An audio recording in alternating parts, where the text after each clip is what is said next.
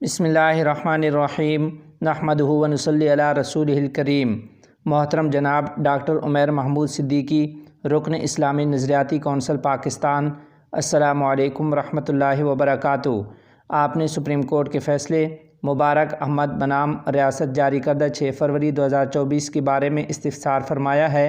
ایسا ہی سوال میرے پاس متعدد دوسرے حضرات کی طرف سے بھی موصول ہوا ہے۔ چونکہ اس فیصلے کے بارے میں مختلف آراء سامنے آ رہی ہیں، اس لیے میں نے اس کا گہری نظر سے مطالعہ کیا ہے اور اپنی رائے ذیل میں پیش کر رہا ہوں۔ اس فیصلے کے 2 حصے ہیں۔ ایک حصہ وہ ہے جس میں ملزم کی سزا یا رہائی سے بحث کی گئی ہے، اور دوسرا حصہ وہ ہے جس میں مذہبی آزادی کے موضوع پر قرآنی آیات اور دستور کی دفعات ذکر کی گئی ہیں۔ ان دونوں حصوں کے بارے میں الگ الگ بات کرنا ضروری ہے۔ پہلا حصہ۔ پہلے حصے کی حقیقت یہ ہے کہ ملزم پر 3 مختلف دفعات کے تحت مقدمہ چلایا گیا تھا۔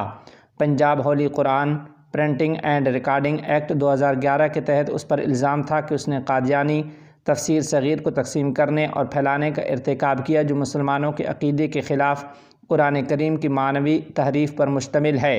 اس کے علاوہ اس پر تعزیرات پاکستان کی دفعہ 298B اور 295B کی خلاف ورزی کا بھی الزام تھا۔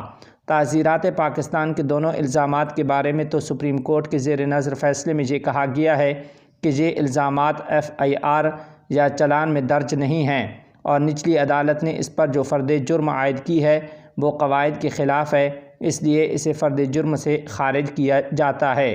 جہاں تک اصل فرد جرم کا تعلق ہے، وہ پنجاب ہولی قرآن پرنٹنگ اینڈ ریکارڈنگ ایکٹ 2011 کی دفعہ 7 اور دفعہ 9 سے متعلق ہے۔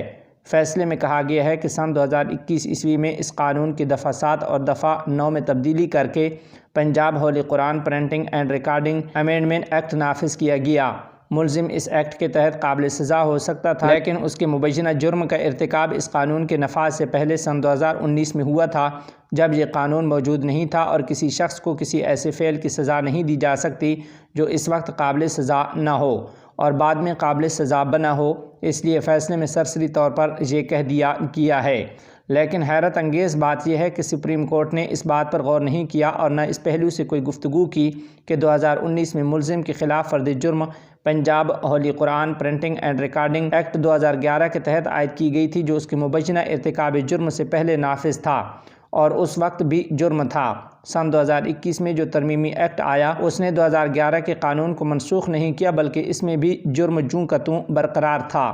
الفاظ بھی تقریباً وہی تھے جو 2011 کے الفاظ ہیں، صرف سزا بڑھائی گئی تھی۔ لہٰذا 2019 میں جس مبینہ جرم کی فرد عائد کی گئی، اس کے جرم ہونے پر کوئی فرق نہیں پڑا۔ زیادہ سے زیادہ یہ کہا جا سکتا ہے کہ اس جرم کی سزا 2021 کے قانون کی بجائے 2011 کے مطابق ہونی چاہیے۔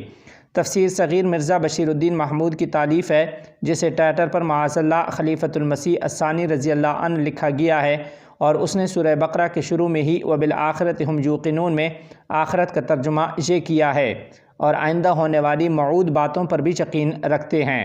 چونکہ ان کے نزدیک مرزا غلام احمد قادیانی مسیح موعود ہے، اس لیے انہوں نے قرآن کریم کے شروع ہی میں تحریف کر کے اپنے اس عقیدے کا اظہار کر دیا ہے۔ ظاہر ہے کہ جو شخص یہ نام نہاد تفسیر شائع کرے یا اس کی نشر و اشاعت کرے، وہ 2011 کے قانون کے تحت بھی مجرم ہے اور 2021 کے تحت بھی مجرم ہے، صرف سزا کا فرق ہے۔ لہٰذا یہ کہنا کہ ارتکاب جرم کے وقت یہ عمل جرم نہیں تھا کیسے درست ہو سکتا ہے، اس بارے میں فیصلہ بالکل خاموش ہے۔ عجیب بات ہے کہ 2011 کے قانون کو یکسر نظر انداز کر کے، جس میں سزا کم سے کم 3 سال اور زیادہ سے زیادہ سزا 7 سال تھی، 2021 کے بارے میں یہ تو کہہ دیا گیا کہ 2019 میں یہ کوئی جرم نہیں تھا، لیکن متبادل کے طور پر تعزیرات پاکستان کے ایک ترمیمی بل 1932 کا امکان ظاہر کیا گیا، جس کی سزا 6 مہینے تھی اور اس کا اس پر کوئی چارج ہی نہیں تھا، اور چونکہ ملزم 1 سال گزار چکا تھا، اس لیے اسے ضمانت پر رہا کر دیا گیا۔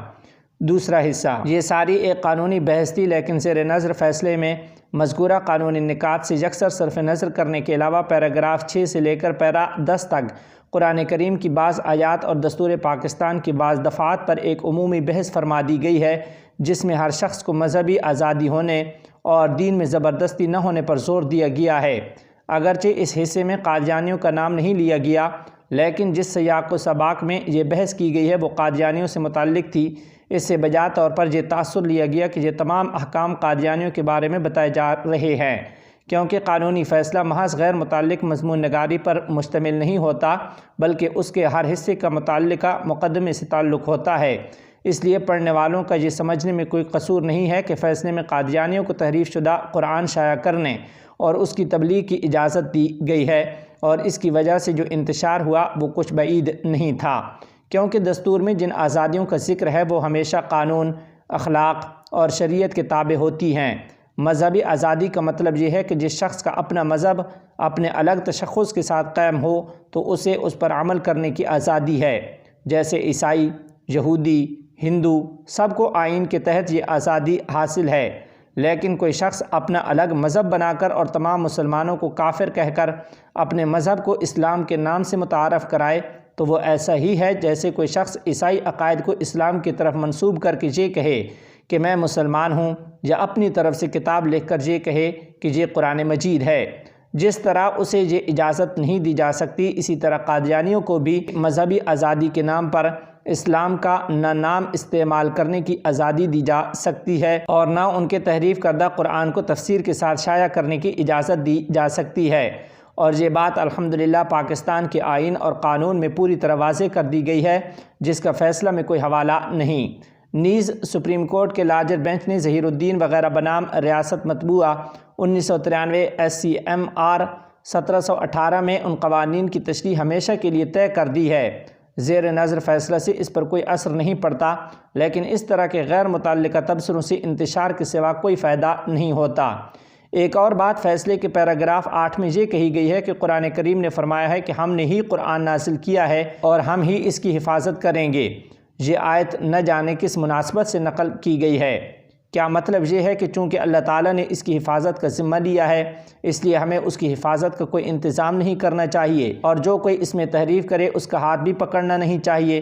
حفاظت کا ذمہ بے شک اللہ تعالیٰ نے لیا ہے، لیکن وہ یہ کام اپنے بندوں ہی سے کراتا ہے کہ لاکھوں انسانوں بلکہ بچوں کے سینوں میں اسے معجزانہ طور پر محفوظ فرما دیا ہے۔ جناب چیف جسٹس صاحب سے یہ بھی درخواست ہے کہ انہوں نے اپنے ایک اور فیصلے میں حافظ قرآن کو یہ امتیاز دینے سے انکار فرمایا ہے کہ اسے دوسرے علوم حاصل کرنے میں دوسروں پر ترجیح دی جائے۔ اللہ تعالیٰ کے نزدیک ان کا امتیاز طے شدہ ہے، اس لیے انہیں اپنے اس فیصلے پر بھی نظر ثانی کرنی چاہیے۔ بہرحال اس آیت کریمہ کو نقل کرنے سے لوگوں کو یہ تأثر ملا ہے کہ تحریف شدہ قرآن کریم کو کوئی جرم سمجھا نہیں جا رہا ہے، کیونکہ قرآن کریم کی حفاظت کا ذمہ اللہ تعالیٰ نے لے رکھا ہے۔